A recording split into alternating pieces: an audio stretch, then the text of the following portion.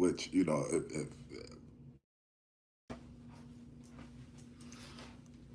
yeah. So that is what I have to say about the Diddy situation. I think that I'm going to let that go. Um, see that I was trying to get some people in here to come join the live. They said they're having problems getting on the live. I don't know why that is happening, but the show has started, so I got to keep going. All right, so like I said, you guys, I got a new segment on here, the show that I'm calling History with Ski, right? So we're gonna do a little small history with Ski. So it kind of rotates off of what we're speaking of as far as Diddy situation and what's going on with him. Um, this time with History with Ski, we're gonna go on a little um, lesson about how the Mann Act was created. I don't even say why the Mann Act was created. I'm gonna say how.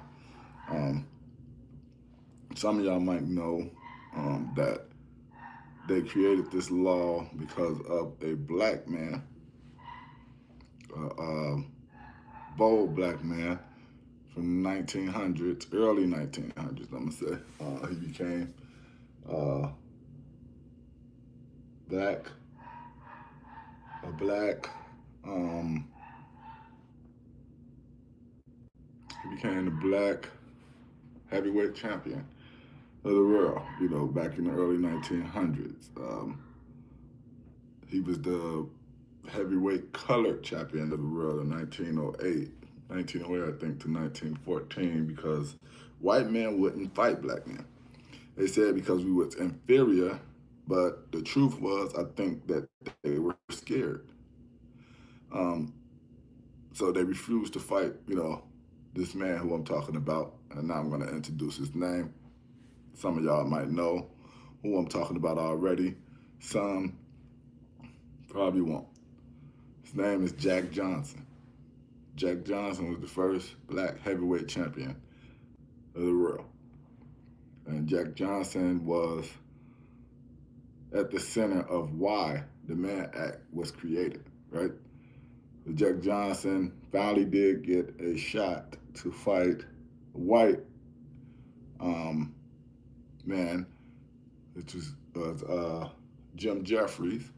He was the white champ. He was actually retired at the time, but he said he would never fight a colored man because they were inferior to him or whatever, right? But because Jack was out here doing what he was doing, and it became such a big uproar about, you guys proving that you are superior to black fighters. Someone needs to fight a black fighter. So they kept clawing and crying. They even called and had Jeffries come out of retirement so he could come fight this man. Jeffries came out of retirement, and they deemed him the great white hope, right? He was gonna come out to beat, Jack Johnson down and put these, colored men in their place, right? Well, they went and they had to fight, I think it was round 14 or 15. Jim Jeffries was knocked down for the first time of his career. By who, you guys? Jack Johnson, an inferior colored man, right? And as he's getting up, to get up, the fight continued. Jack came in with another onslaught, knocking Jeffries through the rope. Not only showing that he was much more superior and stronger, but he dominated this man. The man that they all felt like was gonna be their savior. He was the great white hope, right? He was gonna put things back in his place. But Jack became the first black man to become heavyweight champion of the world with that fight. And after he left the fight in the car with a white woman. He dated white women. He slept with white women. He traveled all across the country with white women. He even married two. Jack Johnson was doing this. They couldn't figure out a way to stop it, because they didn't want that happening. They didn't want a black man with a white woman, right? And then not only just that, he was boastful about it. He put it out there for the world to see. He didn't care. He had no shame in what he was doing, and dared somebody to tell him not to. And who was going to tell Jack Johnson not to do what he wanted to do, right? So they came up with this law called the Mann Act, right? Where Mann Act was set up for where if you was to take a woman, any woman, nowadays how they wording it. But back then, basically, this black man taking this white woman all across the country with him while he was having fights. And he was for debauchery, they say, right? These was his women, these was his girlfriend. They performed, they engaged in sexual activities after, like everybody else did. So, but they made it out to that he was traveling and traveling these women around so he can do these things with them, right? Well, he was dating these women and he was a boxer. He traveled around the country. That's how he made his living. And if this woman was with him, just like anybody's woman, their wife or whoever, significant other, is going to come to the fights with them. They're going to travel with their man. But they made this a law to make this illegal for him to be able to do this because they're saying that he was traveling them around to do sexual deviance. So they created a whole law to try to stop this man from doing it. Didn't work. Jack continued to do what he was doing. He just left the country. He started fighting in Cuba and all over the world. In a place they didn't have a problem with, a black man being with a black woman, he was still able to fight. So he just left the country. And the women, guess what they did? They followed him. They followed him all around the country, right? So you didn't stop anything. But now they got this law in place to where they can do this to anybody at any time as they see fit, right? Jack Johnson was wealthy back in those days. He won titles, he was a prize fighter. So he had money to leave the country and be able to still live his life and live abroad or whatever. Well, most men who was actually doing this at this time, black men, I would say, they didn't have the means to do this, right? But because they were so mad at Jack, they came up with this law and it punished a lot of us. A lot of black men, to this day, are still a stigma, with black men being with white women. And it's looked down upon, it's frowned upon. Now, it's legal for,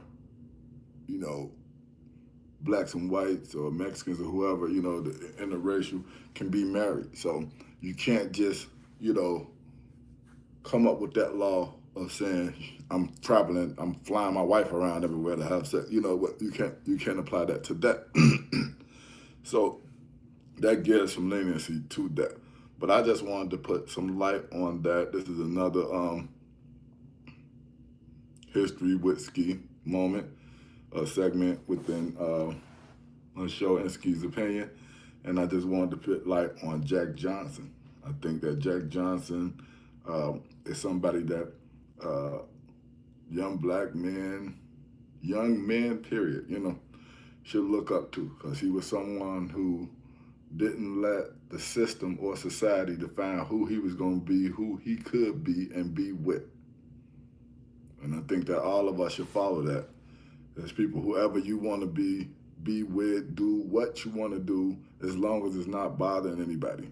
It bothered them because this black man was with a white woman, right? But it shouldn't have bothered anybody what he did in the privacy of his own home or rooms or with whoever he wanted to do it with. And he almost basically dared them to do something to him by still flaunting it in their face. They was never able to, stop him from doing what he was doing. Never. It cost him a lot. He had to leave his country. He wasn't able to make it much. He defended his championship abroad, because they had to come and see the champ. Somebody had to beat him to win that. But it tarnished his reputation in a way that it did hurt Jack Johnson being looked at as a special part of history. I'd say history now, more so than black history, to let people see why and what is going on in the world. And we still deal with a lot of it right now. So I'm Champion Jack Johnson. I want you guys to even actually do some research. I say these things on here, and I'm going to start these segments on here to get people more aware of history.